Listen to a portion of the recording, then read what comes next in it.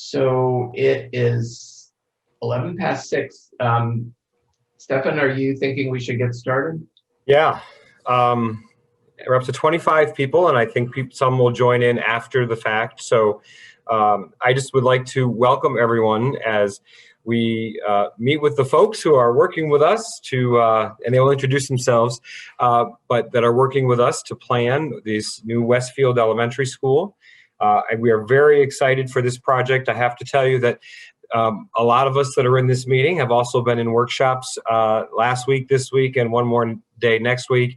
And it has been a pleasant distraction from our current world of affairs in terms of pandemics and elections and everything else. And what's been good is just yesterday was fantastic, just listening to folks, to everyone's ideas.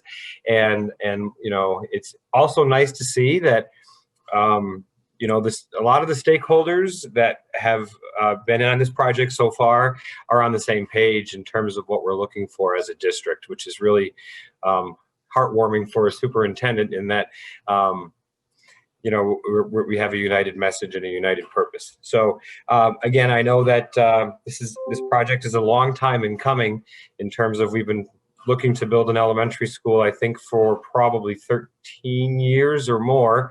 And so when the fact that this project is at this point is phenomenal. We're very excited to move forward. We're happy with our partnership with Kalo and Beanick. We're certainly happy with our partnership with the MSBA.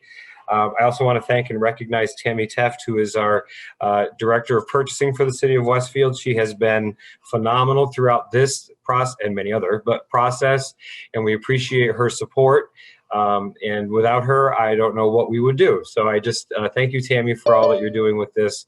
We appreciate your guidance as well. So David, take it away. That's all I've got. 2 minutes. There you go. Great. Well, I'm going to share my screen. Make sure we still have people coming in here. All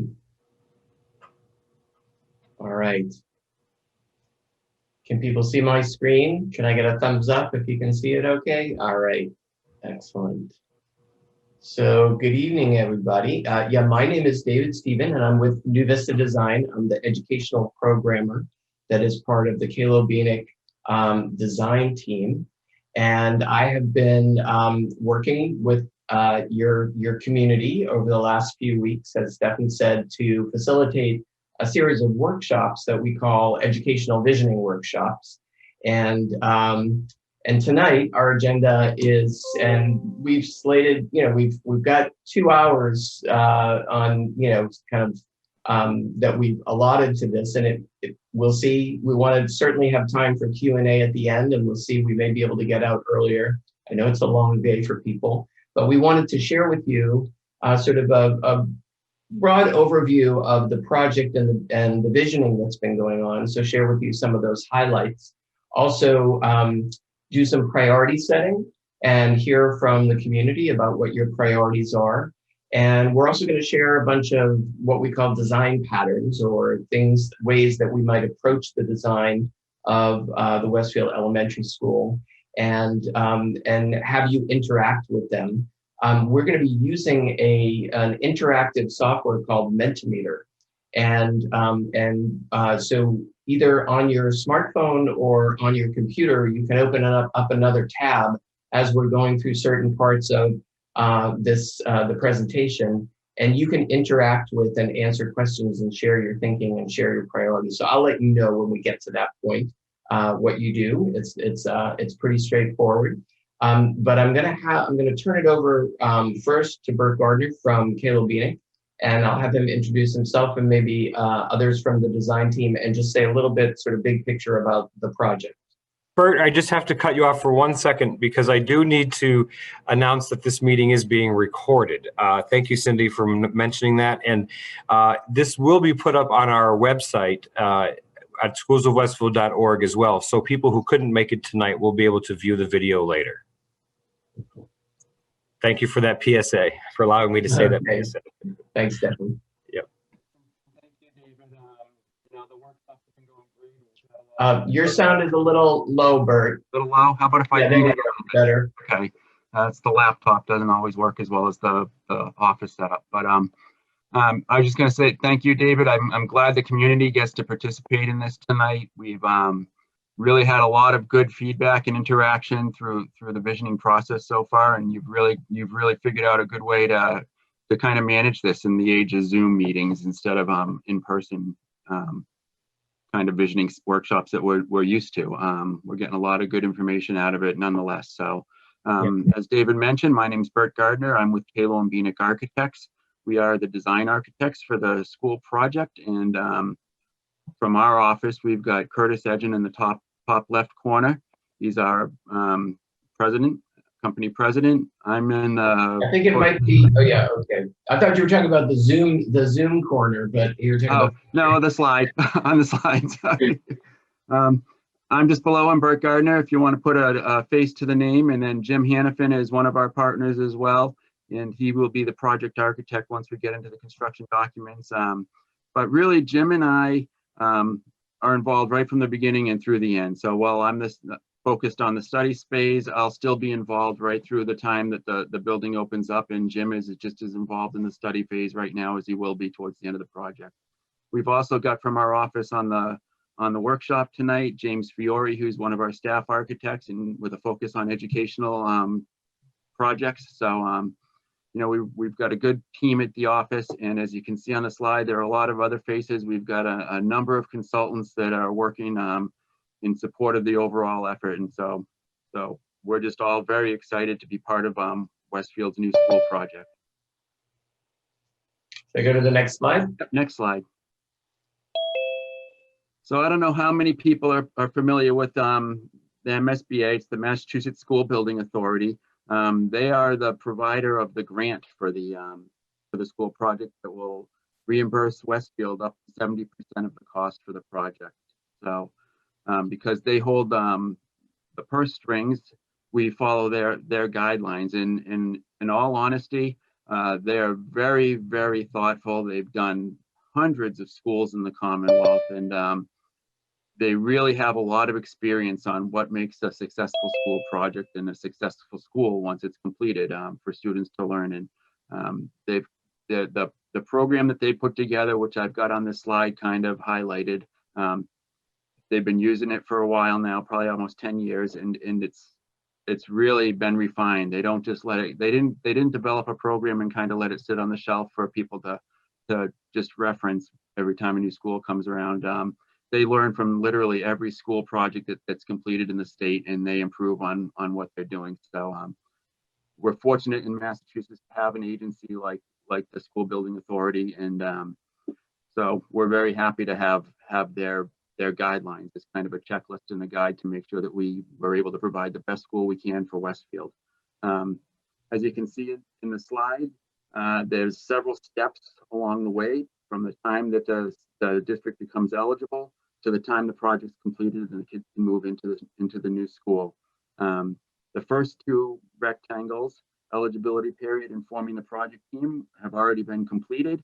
We came on board in the summer with COVID and everything else. The start was a little bit slower than normal, but as David mentioned, we're into the feasibility study phase now, which begins really with documenting existing conditions of the school, and then evaluating what you have today.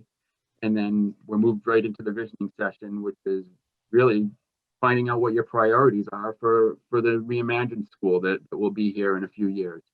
So that's what we're doing tonight. That's what we've been doing for the last 2 weeks, is just really getting feedback from the educators and the stakeholders in Westfield who really understand the community, understand what your educational goals are for students coming through the grades, and really have some great ideas that we're just trying to capture in this phase of the project, so that when we eventually develop the new school, the architecture will support everything that you want to do with your students. So the feasibility study phase, which we're in right now, has actually two parts. One is the preliminary design program, which is just really to vet out the pros and cons of several different options, including looking at 2 different design enrollments that the city has. In order to go into the MSBA program, they have to identify a single school, which was the Franklin Avenue School, elementary school. but they've got the ability at that point to tell them what their real needs are, which would be to accommodate a lot of the deficiencies at the Abner Gibbs school as well. So we're studying just the single enrollment of the Franklin Elementary School, but we're also studying a project that has the combined enrollment of the two schools, and ultimately we know that's really where it's headed. But we've got to be able to vet both options, show the pros and cons of each, and that's part of what we do in the feasibility study, especially the early stage. The second half is called the preferred schematic report, and that is where we identify the project that the district wants to pursue, which will most likely be a consolidated school. At that point, we really just come up with a pretty detailed plan. They don't even call it schematic design yet, but it's pretty detailed in comparison to other project types that we do. So we'll have building elevations, we'll have the layout of the building all kind of pretty much set at that point. And that whole process concludes in June with a board vote at the MSBA, where the project's presented to them and they approve it to go on to the next phase, which is the schematic design phase. Our target for this is to have the schematic design phase wrapped up by October 27th of 2021. And then we keep working, even though it kind of shows that the design professionals take a break while the funding the project, which is the district's task, takes over between October and December. But rest assured, our office and all of our consultants continue working through this period. But that's when the district basically works with the MSBA to get their budget finalized and come up with a project funding agreement. And that will conclude on December 9th. Once that happens, we move into our construction documents, which are labeled detailed design on this slide. The project gets bid between that rectangle and the next one, which is construction. And the construction phase will is really you're on your final stretch at that point. The school gets built, and at the end of it, we commission it and make sure everything is working properly, and people get to move in and enjoy the new facility. So that's just kind of a quick overview of the MSBA's process and some of the key milestone dates that we've got targeted along the way. All set, David. Okay, thanks, Bert. Dan, Megan, would you like to say a quick hello and whatever else you'd like to say? I'm glad you can hear me now. Yeah, sorry about that. Yeah, it was a little difficult getting on. No, I agree with what Bert has to say. We will be, the board approval on October 27th will know so much about the school and the costs, and we'll be meeting with council and the subcommittees of the council to go to the next step, which would be funding the project. Your OPM team, we are the project managers. OPM means owners project managers. Our job is to keep everybody on track, make sure the paperwork with MSBA is done properly, and that the project doesn't get off the rails and become a monster that the city can't afford, or doesn't meet the educational needs of the students. So we're kind of a check and a balance in this phase, and we kind of push and prod along the way. But our job is supportive while the designers are doing their part in the next two modules. Great. Thank you. And Megan Tuttle is part of the OPM team as well.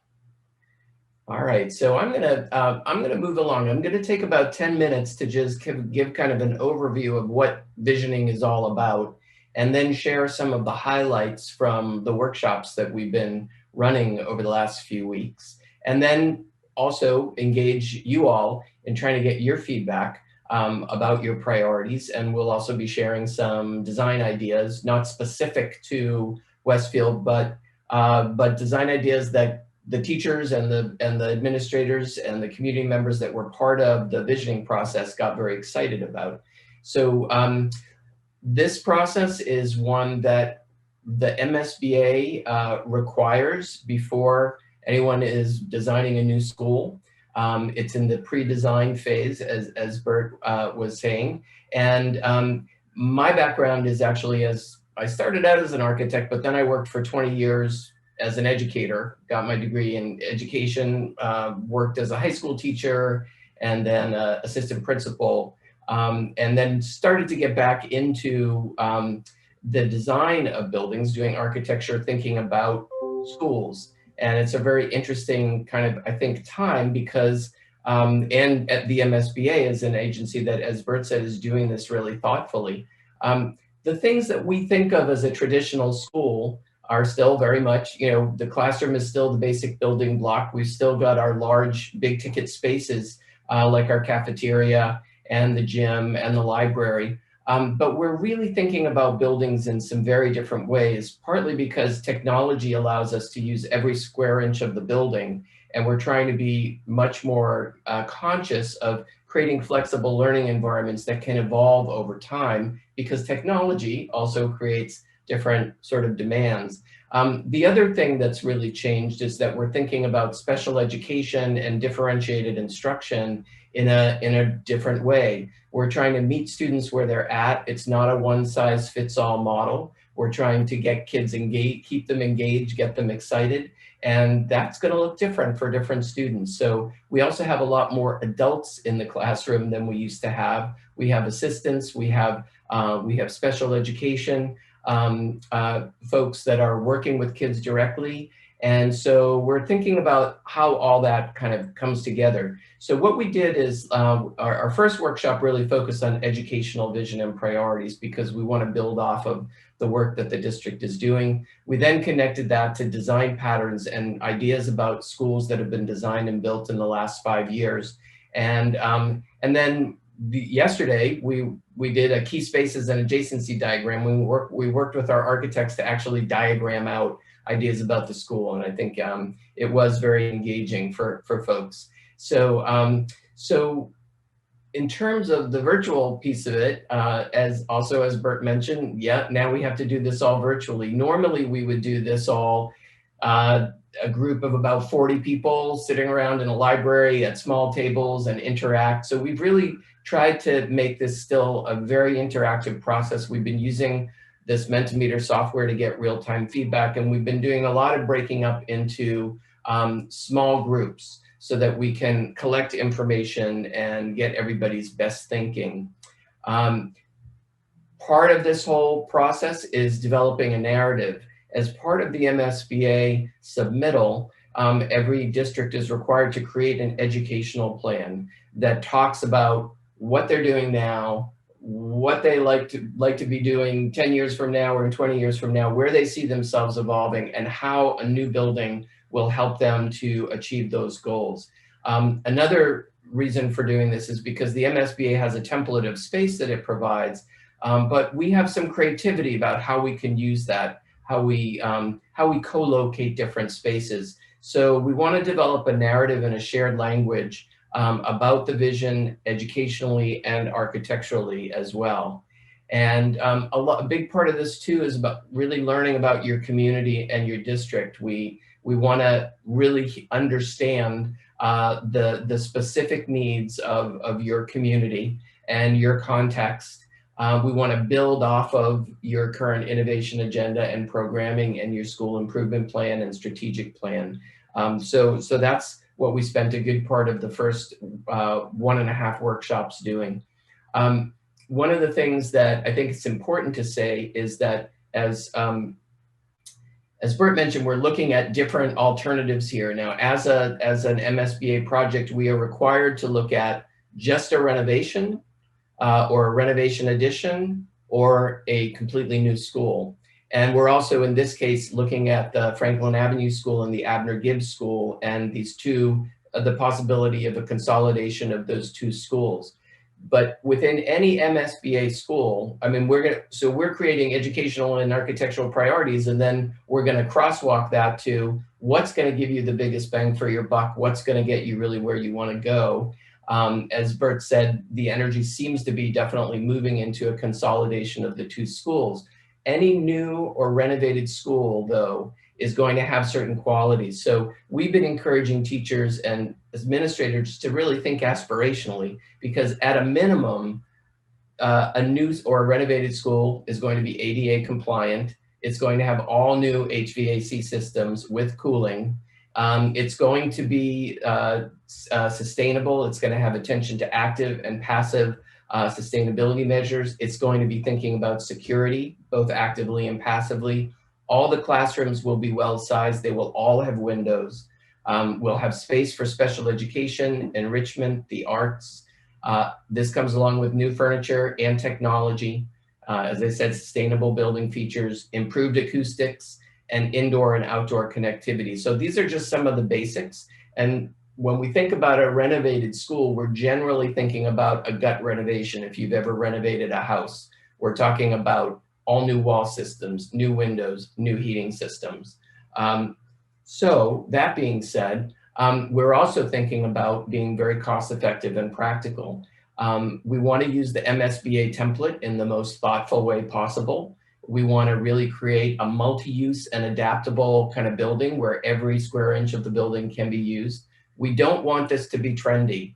You know, I've been in education for 30 years. Things come and go in terms of the reform du jour.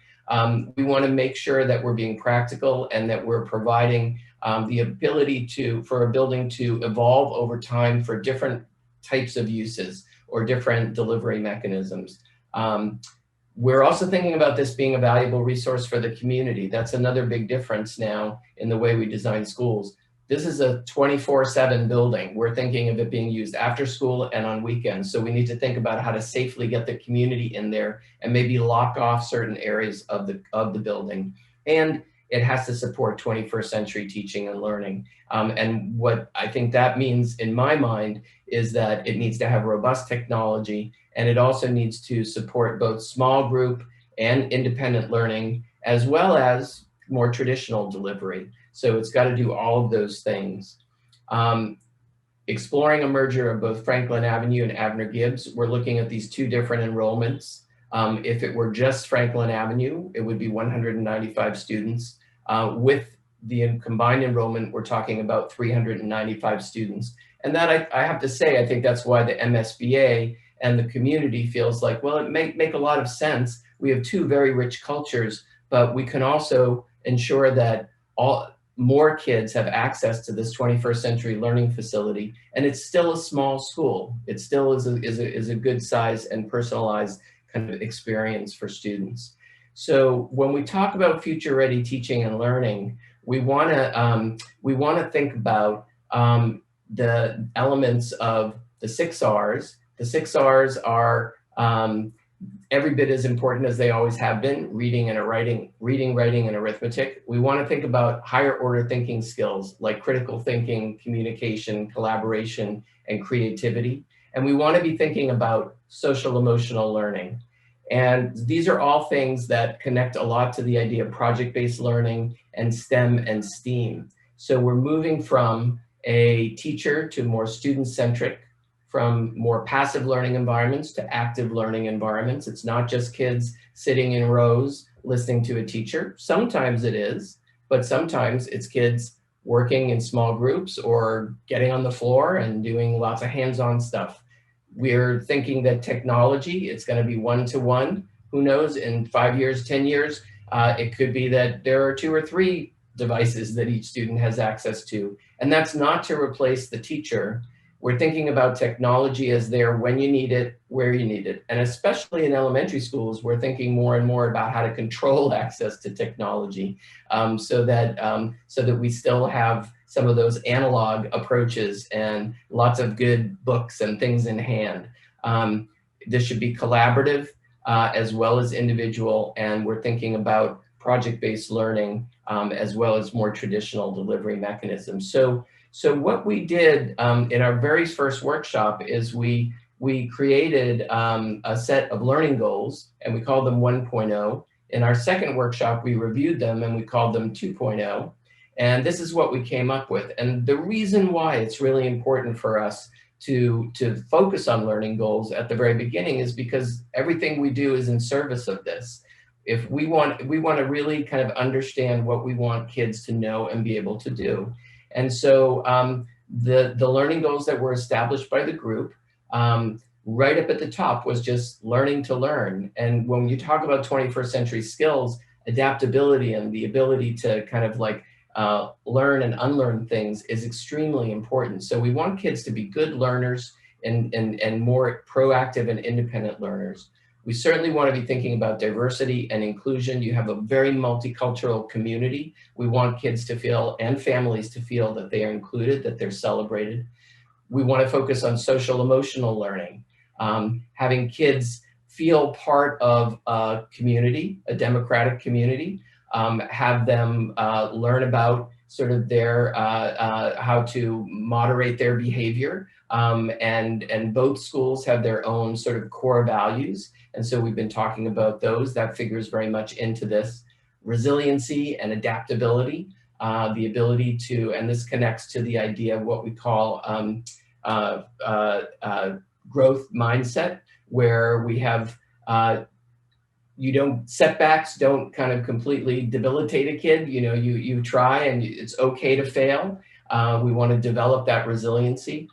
And we want to be thinking about these C's. Now, these are the 4 C's again, and they're things that are actually baked into the Mass State learning frameworks and around the country.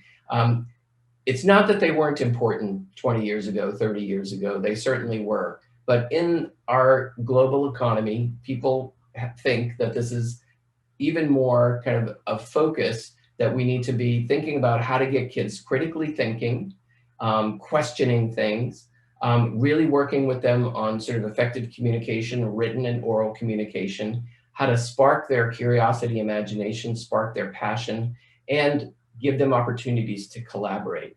So again, we did this because we wanted, before we got to any of the architectural stuff, we wanted to make sure that that this was sort of the foundation upon which we were building everything. And I've got a few more pages of slides, and then I'm going to open up for people to do some sharing of their own ideas. In terms of priorities, we did a bunch of priority setting, and here are some of the highlights. We actually, we separated out the priorities into educational priorities, architectural priorities, and community priorities. And we have, I should say, a set of consolidated notes that you will be able to find at the school's website that have this in much more detail, because there's a lot of information that we collected. But these are really the things that rose up to the top. So educational priorities, right there again, learning to learn, supporting an innovative curriculum. Now, universal design for learning is really about making learning accessible to kids depending on their learning style. They could be more visual, they could be more auditory. So we want to give them all sorts of opportunities to interact with materials and information and to express what they know. We also want to make the building universally accessible. Equity in teaching and learning. Equity and inclusion was something that came up again and again. Social emotional learning and support. Connections to the community, really seeing the community as an integral part of the text of the curriculum, that kids feel connected to the community, to authentic context within it. Robust technology, just we don't know how it's going to evolve, but we got to support it in every way we can. Collaboration, outdoor learning, and I think especially in this age of COVID, where we're spending as much time as possible outside. But we've been thinking about this a lot for how to really maximize any site that a school is on, create outdoor learning environments, including an outdoor classroom that's got connectivity, also curating the experience of the nature that might be on the site, and a college and career focus, which is something that's really, I think, not particular to Westfield, but it's been interesting to me that you have a very strong focus on that in both schools. In terms of architectural priorities, warm and welcoming building, long-term use in life, it's got to be practical, universal and ADA access, classroom neighborhoods, and we'll talk about this a little bit more, but classroom neighborhoods are the idea that you create a small learning community within an already small school. And so you might have a grade level classroom neighborhood where you have a certain number of classrooms, plus you have some breakout rooms and maybe an extended learning space, like we would call a learning commons. Maybe there's some bathrooms nearby. Maybe there's a special education or small group room there. So if those are co-located, you get this little orbit within the school then. Kids really feel a strong sense of ownership, and it's actually much easier for the teachers to collaborate. Flexible classrooms and spaces. We want classrooms that are agile. We'll talk more about that. Spaces to collaborate and work for teachers and for students. Project rooms, rooms where, like maker spaces, where you can have lots of materials accessible and you can spread out on large tables. Safety and security, something that's just a given we're going to be thinking about, but we want, again, active and passive measures of safety and security. Thermal comfort, also a given, but something we know that a lot of schools function with some pretty big challenges in that realm. So, and natural light, always a big one. And again, every classroom will have natural light. Sustainability, we will be looking at LEED certification or mass chips. We'll be looking at different measures to attain the highest level of sustainability, and outdoor learning spaces. And finally, and then I'm going to stop talking, community priorities. So this is what this group felt that the community really would be important to the community, that this is a resource for the community that can be used after hours and on weekends, that the building feels like a good fit in terms of both aesthetics and also just sort of everything about it, that it's practical and cost effective, that the community collaboration is part of it, both in the design process, but also after the school is built, that the school invites safely community members into the school community. Fiscal responsibility connects to that cost effectiveness, that it's inviting to parents. And we talked a lot about resources that parents might be able to, wraparound type of resources that parents might be able to learn about, and services that they might be able to attain, if not in the school, that there would be some sort of support for the families, and outdoor shared spaces again. So with that, what I'm going to ask you to do is to take out your smartphone or open another window on your computer and type in this code. First, you go to menti.com, www.menti.com, and you type in the code 8024871. And when you do that, you will see this slide, and you will have the option to type in a number of entries. And so our first prompt, we're going to do this again, educational, architectural, and community. Now, obviously, there's a lot of overlap between these, but let's start with the educational. So for when you think about the opportunity for either a merged Franklin and Abner Gibbs school and a new facility, what are you most excited about in terms of educational priorities for what that school would be focusing on? So if I could ask people to, again, go to this website and type in this number. These are anonymous. I will tell you, when you put these in, they're anonymous. So there's no wrong answers. We would just like to hear, what people are thinking about. So I think let's take a few minutes and see. This is kind of like popcorn. It'll start appearing on the screen. And when it starts to, the popping starts to slow down, we'll move on to the next one. So a sense of belonging, yeah.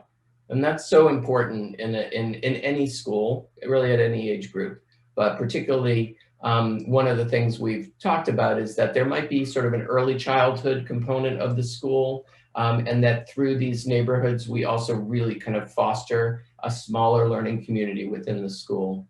Equity, yeah, the 3 R's through technology. Sure, and we want that technology to be seamless, just like where you want it, when you want it. It doesn't have to be an end in and of itself.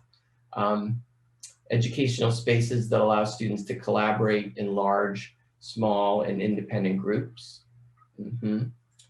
Yeah, top of the line education technology again. We want to build in as robust an infrastructure as possible. Fostering creativity and imagination.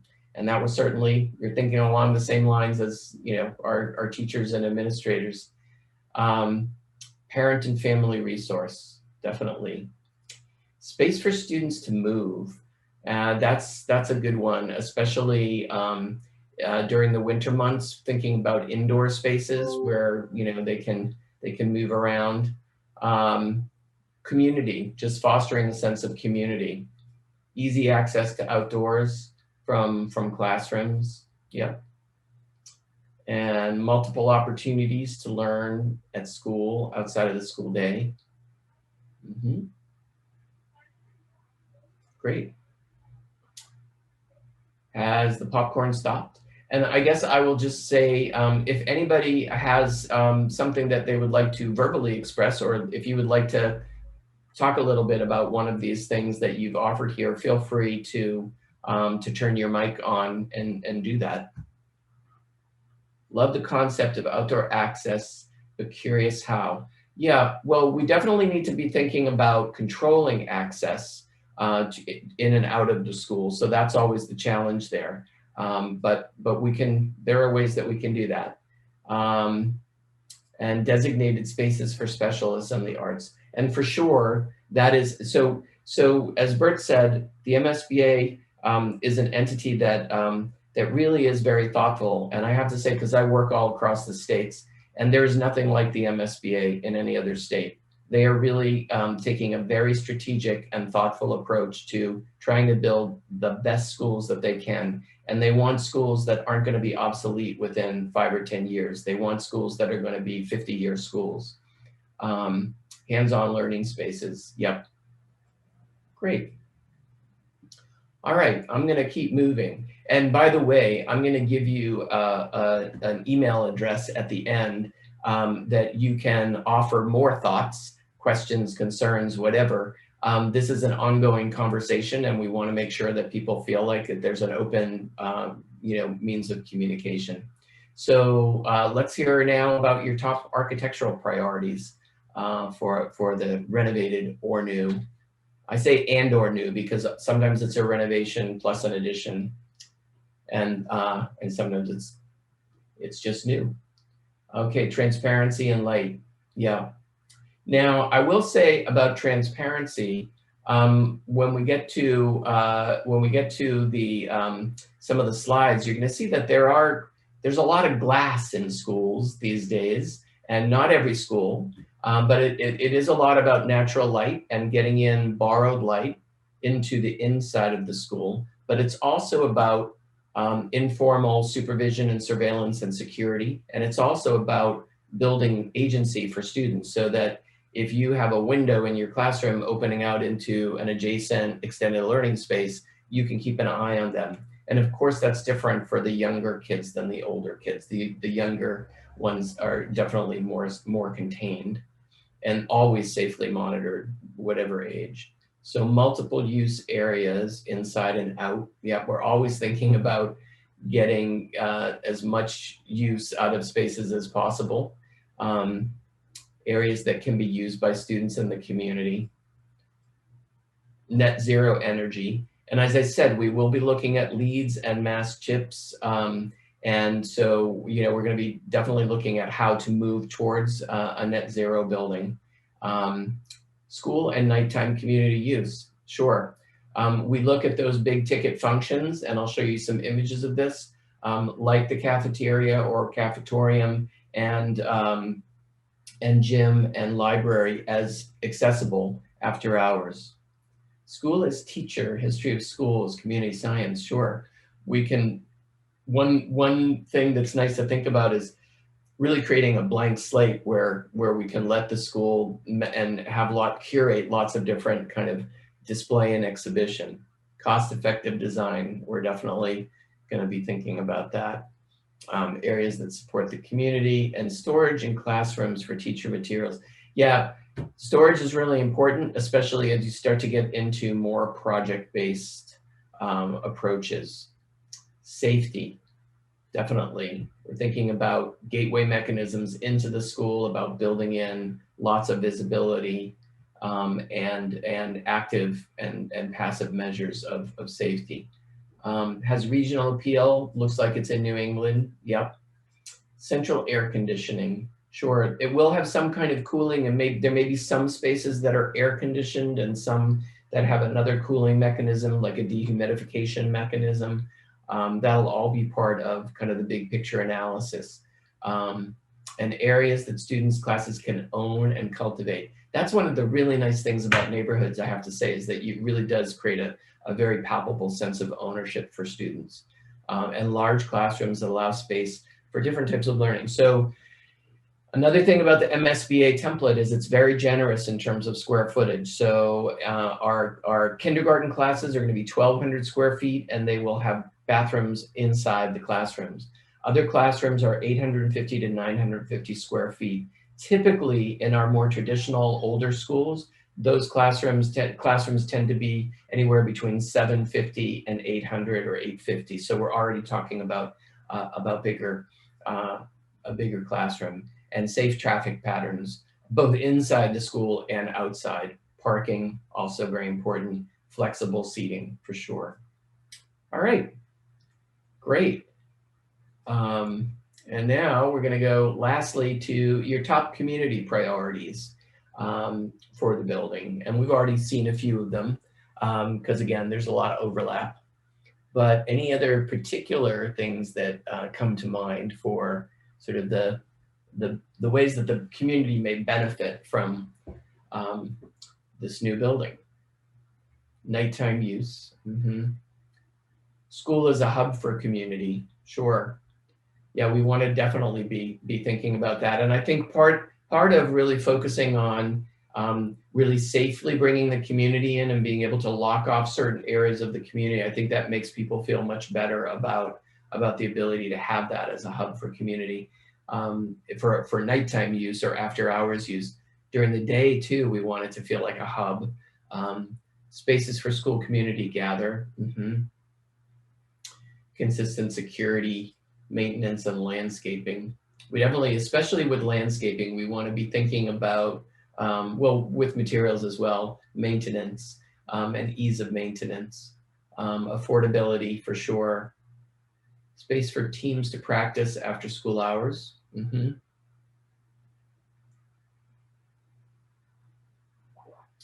Curb appeal for the neighborhood. Community garden space for families and classrooms. And that's definitely something our teachers have been thinking about. Outside facilities for sports.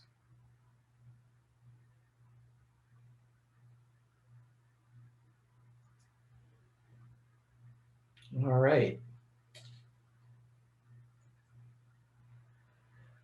Okay, so I'm gonna now start talking a little bit in terms of the architectural realm. And first I'm gonna introduce the set of guiding principles that we created within these visioning workshops. So, so now guiding principles are, some of them are connected to educational elements and some of them are architectural. So the guiding principles are like our big picture priorities. And we did another activity, and what I'm showing you here is 1.0 because we just did the second activity yesterday and I haven't had the time yet to weave in the second round of edits on that. So, but the big buckets that came up there in terms of big picture priorities, again, building lifelong learners. So really creating innovative teaching and learning environment. Something that really kept coming up again and again is real world application, inquiry-based instruction, authentic learning experiences, curiosity, imagination, and natural play. So those are all really connected to those 4 C's and to fully engaging kids and meeting them where they're at in terms of their own learning style. Secondly, on this list was warm and inviting community. So feeling really kind of bright and inviting, creating communities like that, within the school, feeling like there's a larger community and then there are smaller communities. Safety and welcome really connects to that. Kid friendly, and Eyes on the Street is about that building in some of that transparency. where you really can informally supervise students, and there's interconnectivity between the adults and the students that happens in very natural ways. School as community resource, as we've talked about, it's a community building. We talked about the idea of creating some sort of family resource center, promoting reciprocal community relationships, preserving the history and telling the story of each school. And there's certainly ways that we can do that. Collaborative and cooperative. Really kind of collaboration and cooperation within the school, respecting those core values of honor, effort, attitude, responsibility, and teamwork, and an environment that really unifies students, staff, and families. Diversity and inclusion in terms of embracing all cultures, community and family-centered, resource for families, and nurturing the whole child. And then we get to sort of more architectural sustainability in terms of high efficiency, prioritizing daylight, sustainability measures like rainwater collection, recycling, and metering, and flexible and adaptable spaces, light and transparency, quiet spaces, nooks and caves, having a real variety of spaces, and then outdoor learning connections. So these are the guiding principles that were prioritized. And again, this is the 1.0 version. We're going to have a new version. And now I'm going to get into the design patterns.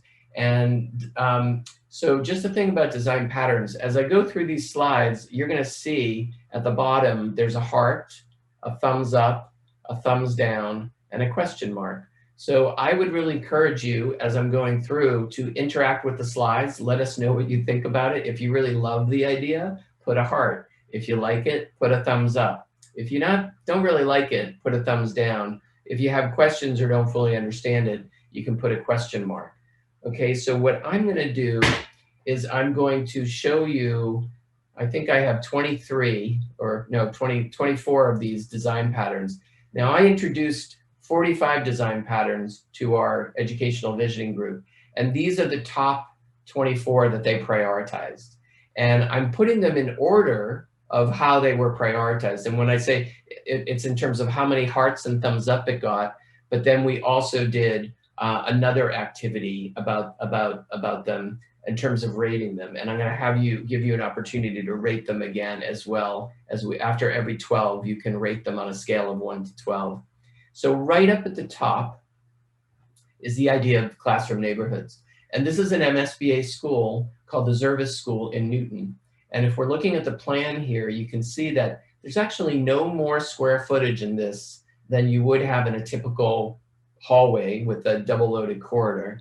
But it actually is a very different feel, because this is a cul-de-sac and it creates a neighborhood. And there's a small group room that kind of blocks off this area here. So you've got 4 classrooms.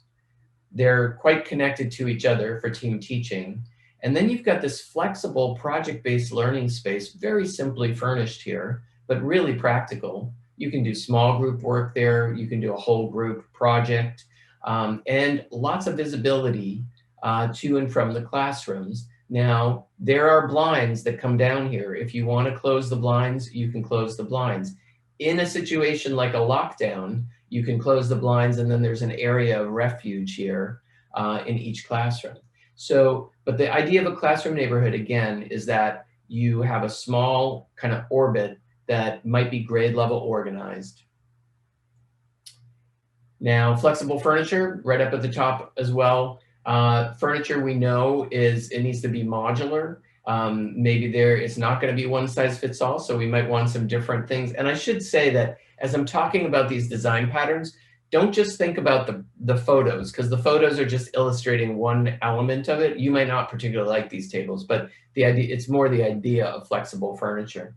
So we want furniture that can be modular, that can be arranged in more kind of traditional ways or less traditional ways. These are some fun tables where you can write on them. They're whiteboard surfaces. Kids love these kind of little foam amphitheater seats, or these balance seats.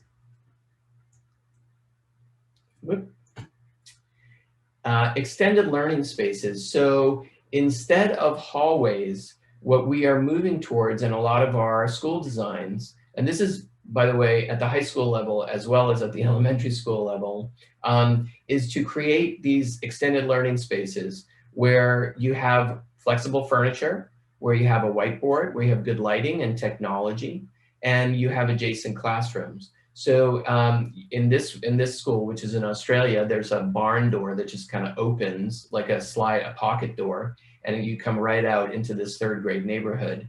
And so what these extended learning spaces allow you to do is to have, again, small group work, or you could be doing some tutoring there. You could be taking your class out there for an activity. Security and welcome. So we know we're thinking about making sure we closely monitor who comes into a school. We also want it to feel welcoming at the same time. So you're going to have an entry vestibule that you get buzzed into. Maybe there's 2 vestibules that you have to make your way through to get into the school. And in this particular school, you can see that this is kind of like a bank teller window here. So if your student forgets their lunch and you want to drop it off, then you don't even have to go into the school to be able to do that. Agile classrooms. This is a school in Cambridge, Massachusetts called the MLK Lower and Upper School. And this is a classroom that has, first of all, lots of great natural light. This is a light shelf where light bounces off the ceiling. The lights are on a sensor switch, so you almost never have to turn them on. Also, you've got modular furniture. These molded plastic chairs can be stacked on top of each other. You've got an area, lots of storage here in the classroom, and a little area that's like an alcove. So, you've got doesn't have to have a whole lot of bells and whistles, but just a really nice setup for a light-filled and flexible classroom arrangement. Media center space as gathering hub. We're definitely thinking about the media space as being one of the hubs of school community. It's got to house books, but we're trying to make those really kind of located on the perimeter and in lower stacks, so that this is oftentimes where professional development will always happen as well. But you also have spaces for younger kids to do reading, and spaces for larger groups to do some technology work. We want these spaces to be light-filled and really centrally located in the school. Sustainability. We're thinking about things like natural light, of course, ventilation. Here's a garage door that opens right up to an outdoor area here in this makerspace, using sustainable materials, thinking about passive solar orientation. So we're thinking again about those active and passive means. Engaged outdoor play. And that may be different for different age groups. So we want to have multiple areas for outdoor play that's easy to access and certainly close to wherever those classroom neighborhoods are. Classroom zones. So as we're thinking about what we call center-based kind of delivery, where you might have, you can think about it in the sense of a kindergarten classroom has the messy corner, and it has the quiet reading corner, and then it has the group meeting space on the carpet. But we actually are doing this in high schools as well, and in the 3rd and 4th grade classrooms, we're trying to create the opportunity through furniture and through larger spaces to be able to set the classroom up in various zones, so that multiple adults can be working in there with students, and multiple things can be going on there as students work, perhaps more at their own pace and in smaller groups.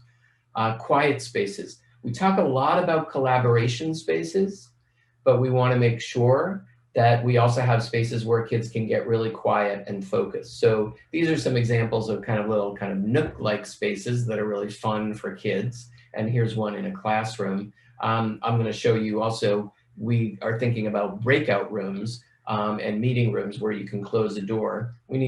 That might be used for testing. It might be used for de-escalation if a kid is just really having a hard day. So we want to be thinking about places where kids can get focused and quiet. Push-in special education. These are not round rooms. This is what we call a bubble diagram. This is the Beverly Middle School actually, and it's a diagram of how the classrooms are arranged. And you can see that special education, instead of being at one end of the school, We are now distributing it throughout the school. There may be a sub-separate program that is substantially separate from the rest of the physical environment of the general classrooms, but otherwise we're really fully integrating special education services and spaces like the resource room or breakout rooms between classrooms into the general classroom neighborhoods. Clusters of learning. This is an MSBA school that's about 5 years old. This is the Hunkin K-8 in Haverhill, Massachusetts. And what we mean here by clusters is we have clusters of neighborhoods. We've got first of all, we've got a lower school and an upper school. And then we have a community cluster here that can be closed off from the rest of the academic clusters. So in this situation, actually, in the morning, if you're in the lower school, you can enter through this door, or the upper school, you can enter here. After 8:30, everybody enters through the main entry, and here's the main admin. But here we've got a cafeteria and what we call a gymnatorium, a gym with a stage. It's got a movable wall, and that opens the whole thing up for a very large space. And then the media center, and that's all at the core of the school. So this is a community cluster, and these are grade level clusters.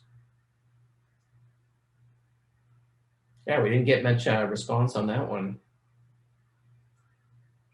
All right. All right, so I've got 12 more after this, but I wanted to give you a chance to reflect on these. So just thinking about the ones that you're most excited about, you can see on your screen, you can choose to rate which one you want first, second, third. And as you do that, we're gonna see a graph that comes up. And it's just always interesting to see the kind of things that rise to the top that you're most excited about. I know I saw mostly thumbs up and hearts in all of these, so it's not like any of them is stuff that isn't important, but it's just interesting to see what is most important to you. So let's take a few minutes for people to just fill this out and rate these 12 design patterns from most to least important. And again, by saying it's least important, we're not saying it's not important. We're just saying that these are the things that are most important or you're most excited about as you think about the Westfield context.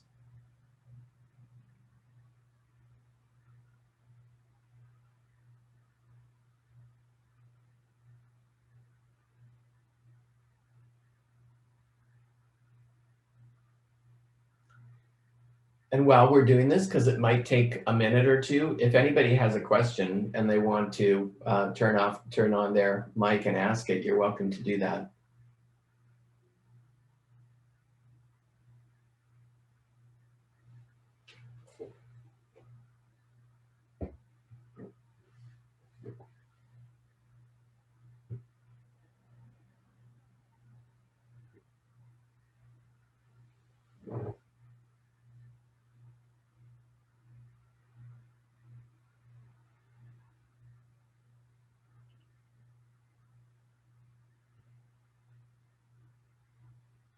Security's making its way up to the top.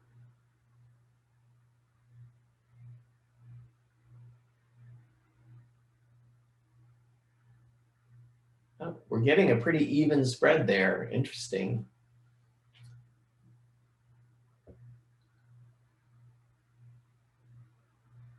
Mm-hmm. And again, a lot of these things are just givens. Because we're going to be thinking about agile classrooms. We're going to be thinking about how to cluster learning in ways that are going to give you most synergy between spaces. We're going to be thinking about sustainability. It's not a question. All right. So it looks like security welcome and welcome is coming right up at the top. Flexible furniture, next, and engaged outdoor play, classroom neighborhoods. And this is quite similar to sort of how our teachers rated things as well. Media spaces, gathering hub, quiet spaces. Mm-hmm. All right. All right, I know this is a lot of information, but again, we want to make sure to share with you what we've been talking about the last few weeks in our workshops. So I got 12 more, or maybe 13 more. And I'll just go through them again. So professional work areas. We definitely want to make sure that we have work areas for teachers where they can collaborate, where there's a workroom. We're going to be thinking about whether it's more important to have one larger professional work area that's centrally located, or whether we have smaller ones that are closer to classroom neighborhoods. And what this does also is if you have paraprofessionals or support services, this gives those professionals a place to be because they don't necessarily own a classroom. Also, if you're a teacher and you have a planning period, you might go here for a collaborative meeting, and that frees up your classroom so it can be utilized by someone else. Outdoor classrooms. Here's an outdoor classroom that's got full connectivity, and it's protected from rain and the elements. Here's a outdoor classroom that's surrounded by beautiful nature. So we're going to be definitely thinking about maximizing not just the play, but the classroom element as well. This is the idea of anytime, anywhere learning. If every square inch of the building is wired, and if kids have books or devices that they're using and they're working more independently and they can get quiet, then really anywhere in the building can become a place for them to learn. Now, that being said, with our little ones, we of course want to be making sure that we can easily supervise and monitor them. But for kids, especially as they get up into the 3rd and 4th grades, we want to be giving them the opportunity to develop a little bit more independence and agency, so they can kind of like be independent, but they know that they're being supervised. Child scaled spaces, just thinking about what is the experience of the building from a child standpoint. So here at the Gibbs School in New Bedford, which is a new MSBA school, it's about 3 years old. First of all, we've got cubbies in the hallway for the older kids. This is a K-5, and the younger kids, the PK to 1, have cubbies within the classroom, actually 2 as well. So thinking about also the scale within the classroom, places where kids can sit. You can fit 3 kids in this little alcove there, not in COVID times, but outdoor gardens. So we know that lots of schools are interested in having a gardening program that connects to their science curriculum, as well as to their lunch program, as well as to their health program. Nooks and caves, so places where kids can hide in plain sight, where they feel, again, like they're getting some independence, but they know that there are adults around if they need them. And enrichment spaces, again, this is one of those givens, but since many schools are operating without really the full palette of enrichment spaces, and you will be getting an art room and music room,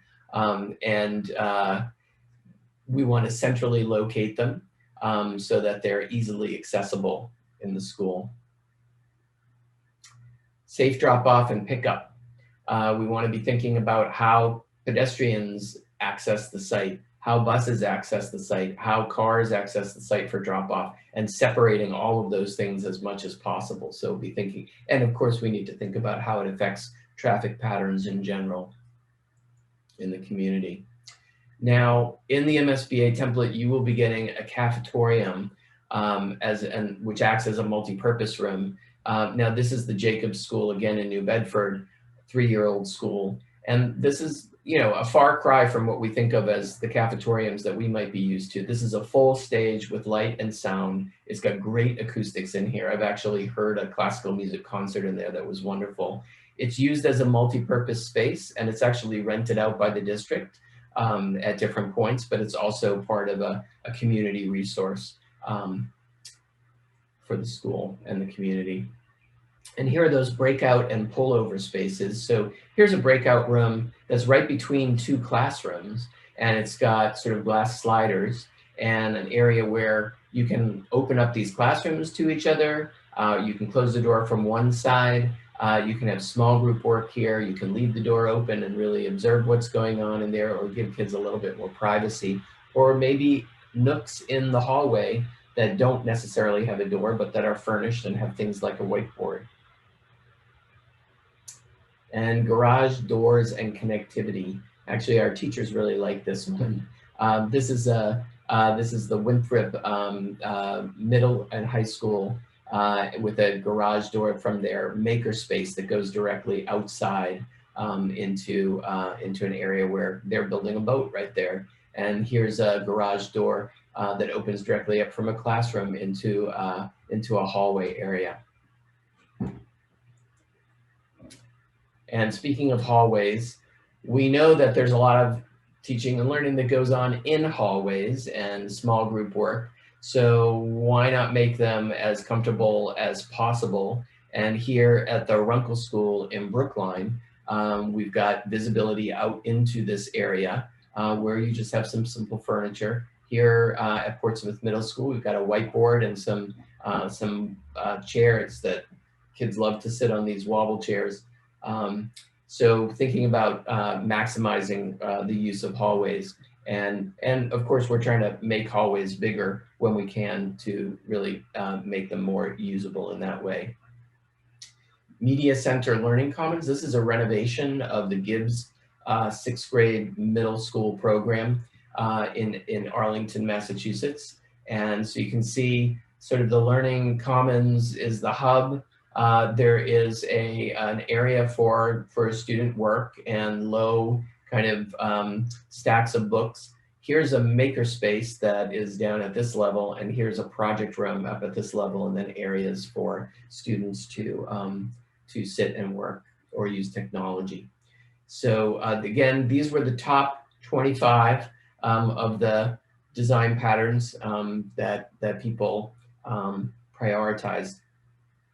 So once again, if you could give us your best shot at the things that you've seen that you're most excited about or that you think are of particular importance for the school.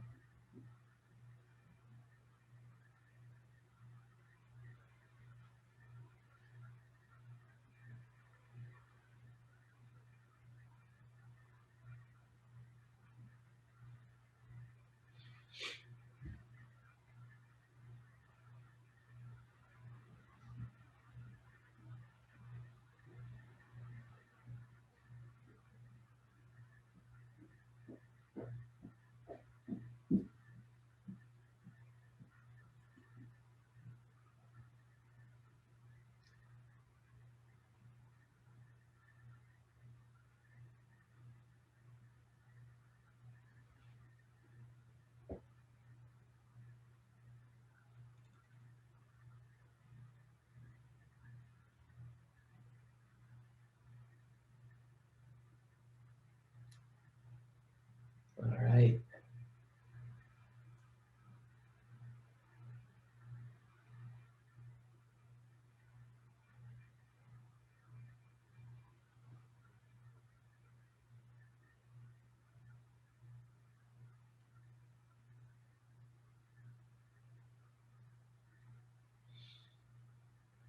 I think last time we had 10 responses, so I'll wait a little bit longer. We got anywhere, anytime learning right up at the top.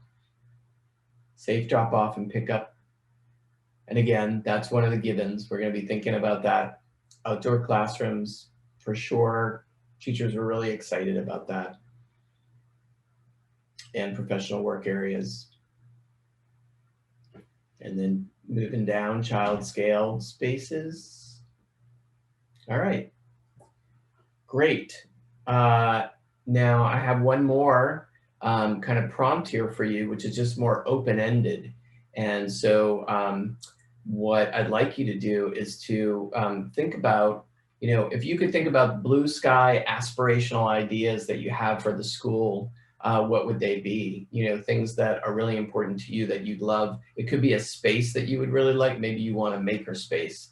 And you can describe it. I don't know how many characters it lets you do in this, but I think you can give a sentence or two if you want to describe it. So when you think about sort of a blue sky aspirational idea, and it could be something inside the school or outside the school, take a few minutes to think about that, and we'll see what pops up here.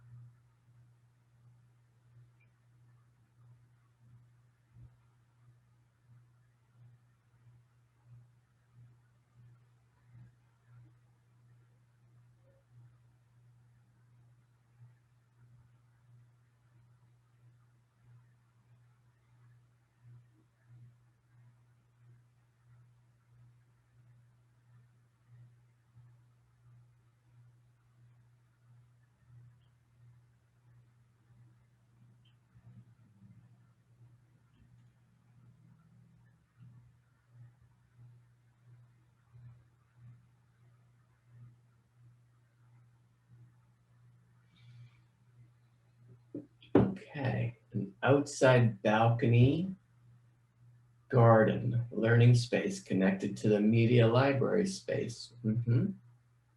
Yeah, we've definitely seen some roof gardens um, uh, in some of the MSBA schools, especially if there's a constricted site. There's a little bit more of a kind of like a impetus to do something like that. Great. Other blue sky aspirational ideas. Teacher workspace is an area of critical need in my experience. Flexible storage within classrooms for materials needs to be generous. Yeah, I will say about storage that it's like wall space in a school, right? You're always trading off different things because you want the classroom to be as big as possible, and storage actually takes up quite a bit of square footage. But in many of the schools that I've worked with, there's been 2 feet of storage, like a whole wall with just 2 feet of storage and then sliding whiteboard. So you can easily kind of access things and you get a real good amount of storage. And especially for project-based learning, that storage is really important.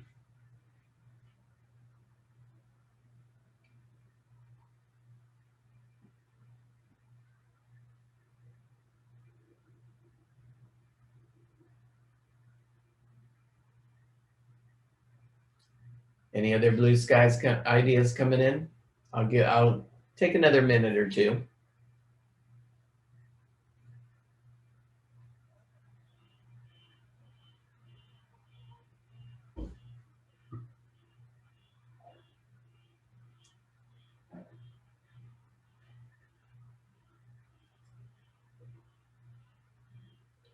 All right, well, that may be one of those things that if you have an idea later, you can get back to us on that.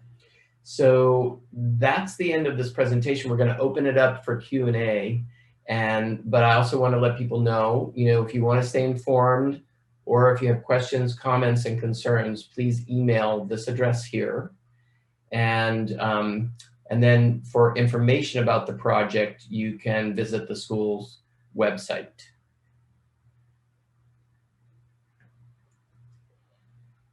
And I'll leave that up for just 1 minute. If people want to take a screenshot of it, that would be one way to do it.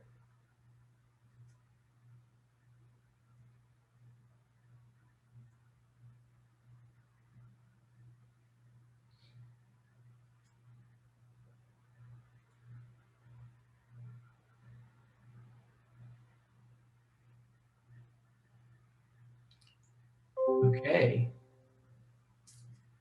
Well, I'm going to stop sharing and I'm going to open this up for Q&A. So if anybody has any questions or thoughts. Okay.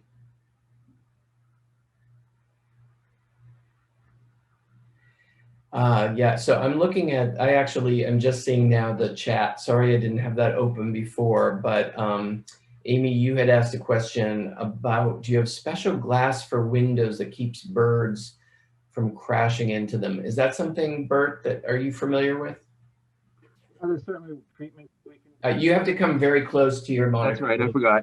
Yeah. Thank you.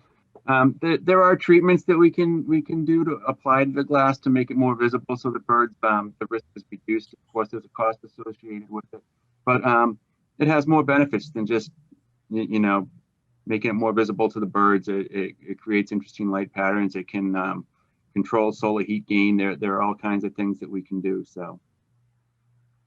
Okay. Okay, so yeah, Bert, you had already answered that. Yes. Okay, great. All right. Any other thoughts that people want to share or questions that they have?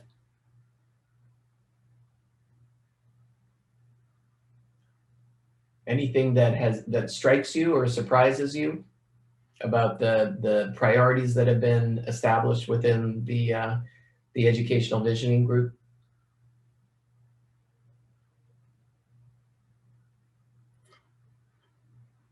All right.